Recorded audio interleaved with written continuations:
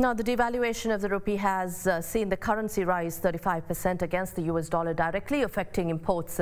One of the industries that are facing the brunt of this factor is the construction industry, as we said, which relies heavily on imported material.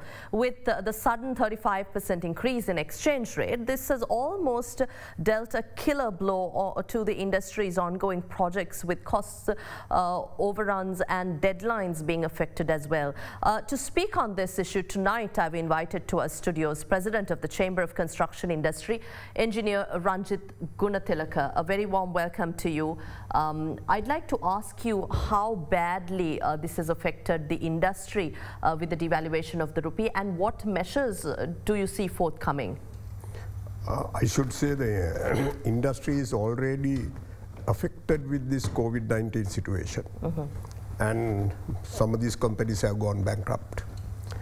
But this dollar devaluation, the rupee devaluation, has hit to an extent that, for my experience, for the whole period, I have never experienced such a situation. So that industry people, they themselves don't know what's the final impact going to be. Because but what is your outlook for the next 6 months? Next 6 months, definitely. All these contracts, the industry people, they will have a very severe effects. Simply what I say, all the prices of the material and other services will definitely go up by 50%. But this situation, as personally, I feel it's good that it has happened now. Why I say, we must face the realistic situation. In the realistic situation, we knew that, all the people knew that 203 or 180 is not the correct value in the industry against the dollar. But today, when it came to 270, or in the still the outside market, it could be 280, and it should be the correct situation, then the people in the industry feels that this is the value that we have to cope with. And in the future, we will face this realistic situation, but I request this shall never be reversed unless it is naturally getting floated and reversed to its better prices. What is the impact on the corporate sector here? We see that not just the corporate sector, but even individuals in the country who are building their own little houses. Because the first thing in the corporate sector, in the construction industry, is a very competitive field. You keep about 2 to 3, 4, 5% profit margin. In that, there is no margin in a rupee contract to mitigate this situation. But if you take it, the individual houses, say, if you intend of building a house, if you have gone for a 10 million loan, I request you to make it 15 or 17 million, otherwise same house you won't be able to build it. Very simple that. What do you expect the government to do at this juncture in order to either support the construction industry, or even, we heard in our previous story too, a request from the industry seeking the state to review these projects and the budgets? No, since I know what is happening with the government and what is happening with the state coffers, I can't see anything whether the government could do for the industry unless they have their priorities to settle their loans and whatever things to settle first, right? If we from the industry, if we ask them, government to subsidize or give, that is something that we ask what they can't do. But what I say is, government must immediately stop all unnecessary capital expenditure and stop all unnecessary expenses. I'm talking about construction industry.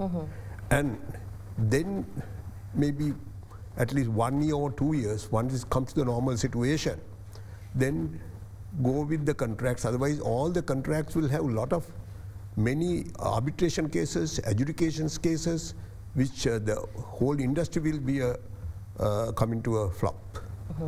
Does this mean delays in large constructions and development projects could be expected as prices have risen exponentially, or do you suggest a different strategy to overcome and navigate this situation? No, my strong opinion, if there's any projects that you can execute even short term. When I say short term, it's not immediate.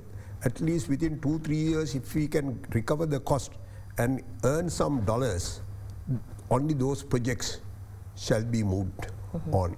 But other projects, until the country's financial or economic situation is improved, I think it's very wise to stop immediate. But then there's a problem with the construction industry. Then the industry people must adjust themselves. Rather than you are allowing them to go ahead and make a lot of borrowing from the bank and come into the same situation after about 6-7 months. Now, cement has raised by 350 rupees, steel by 30 rupees, fuel is up by almost 40%, and prices of construction machinery too are expected to balloon. And the question is whether the industry can handle this. And on the other side, we're talking about revival of the economy going hand in hand with investment and development projects. How do we manage this? In your expertise, if you can share with us. You started with some figures. You say cement has gone up from 350 rupees. It went from which figure to 350 rupees and what figure? Cement was in say 1,400 and you are telling 350,750. It came to 1,400 about 2 months back. If you take it last October, November, it was about 950. So it has gone up by 100%. Right.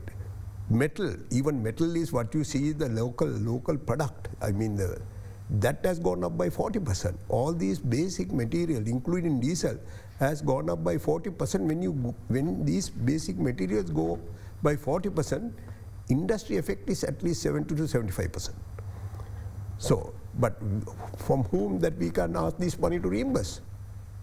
We can't, work like fools. Only thing we have to work hard to get the best return on investment, whether it's government investment or private investment, to get projects. And other unnecessary projects, I feel, for the interest of the country, not for the interest of the industry or interest of my company. No, interest of the country, those things should be stopped.